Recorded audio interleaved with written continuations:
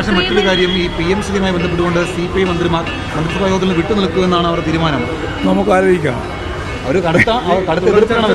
മുഖ്യമന്ത്രി ചർച്ച നടത്തിയിരുന്നു. നമുക്ക് ചർച്ചയിലൂടെ പരിഹരിക്കാനാണ് പാർട്ടി ആഗ്രഹിക്കുന്നത്. പക്ഷേ CPI അവർ നിലപാട് ഉറച്ചു നിൽക്കുകയാണ്.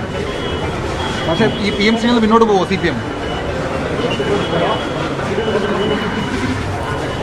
കേരളത്തിൽ നടപ്പിലാക്കുകയാണ്. എന്താണ് CPMന്റെ നിലപാട് ഇതിനകത്ത്? ഞങ്ങൾ അതിശക്തിയായിട്ട് അതിനെ അന്നേ എതിർത്തുകൊണ്ടിരിക്കുകയാണ്. ഇപ്പോഴും എതിർപ്പിലാണുള്ളത്.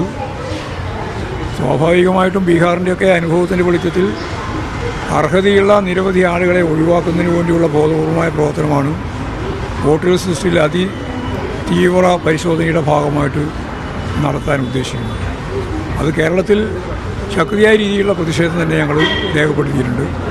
അതിൻ്റെ ഭാഗമായിട്ടുള്ള പത്രക്കുറിപ്പ് ഇപ്പോൾ കൊടുക്കുക. കേരളത്തിൽ സുതാര്യമായി നടപ്പിലാക്കാമെന്നാണ് തെരഞ്ഞെടുപ്പ് കമ്മീഷൻ പറയുന്നത്. മറ്റന്നാൾ രാഷ്ട്രീയ പാർട്ടികളുടെ യോഗം വിളിച്ചിട്ടുണ്ട്.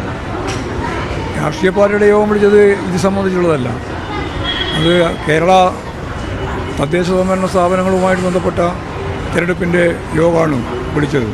അതിനുശേഷം ഇപ്പോൾ വിളിച്ചു എന്നുള്ള വിവരം ഞങ്ങൾക്കിപ്പം ലഭിച്ചിട്ടില്ല, നോക്കിയിട്ടില്ല. എല്ലാ രാഷ്ട്രീയ കക്ഷികളുടെയും സഹകരണം ആവശ്യപ്പെട്ടിട്ടുണ്ട്. അതങ്ങനെയല്ലേ സാധാരണ ആവശ്യപ്പെടുക. പക്ഷേ പ്രശ്നം ഇതാണ്, ഇതൊരു അജണ്ട നടപ്പിലാക്കാൻ വേണ്ടിയുള്ള ബോധപൂർവമായ പ്രവർത്തനമാണ്. അതിനെ അതിശക്തിയായിട്ട് എതിർക്കുകയാണ് ഇടതുപക്ഷ ജനാധിപത്യ പ്രസ്ഥാനങ്ങളും അതുപോലെ തന്നെ ഇന്ത്യ മുന്നണിയും ഒക്കെ ചെയ്തുകൊണ്ടിരിക്കുന്നത്. അതിൻ്റെ ഭാഗമായിട്ട് അതിശക്തിയായ രീതിയിൽ തന്നെ ഞങ്ങൾ പ്രതിഷേധത്തിൻ്റെ ഭാഗമായിട്ട് കാര്യങ്ങൾ കൈകാര്യം ചെയ്യും.